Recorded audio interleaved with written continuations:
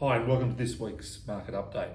Well, what a nasty few days we've had. The local market's fallen around about 400 points from its highs sort of last Tuesday, as we went into the US interest rate announcement with the increase of 0.75%. One of the major issues that followed that announcement was the Fed President Jerome Powell actually came out with comments that really scared the market. He made comments regarding the possibility of even further larger rate increases, and that's seen markets sell off pretty intensely over the last 3 or 4 sessions. So our market, down about 350 to 400 points.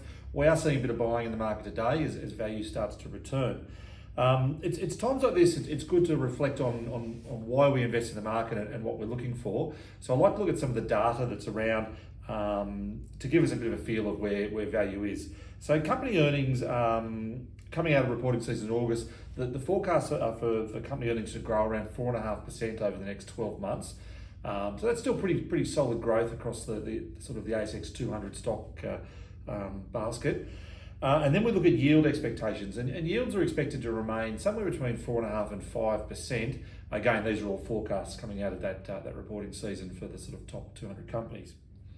So when we've got a downturn like we're seeing at the moment, and we've seen some sharp selling across the sectors, it's great to look for stocks that are the best of breed in their sector. So look at the majors, the dominant stock in each sector will generally have the best long-term earnings history and will generally have that dominant market position, which gives them a lot of pricing power to weather storms and events like we're seeing at present.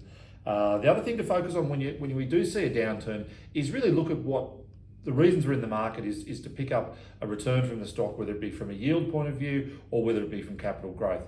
So let's make sure we assess our portfolios. We're in a position like this to make sure that we are positioned to benefit from one or two of those two factors. If we're holding stocks that are really going backwards, then sometimes times like this are great to get rid of those stocks and move the money into a market leader that is likely to recover quicker and certainly give you a much better performance as we come out of any particular downturn.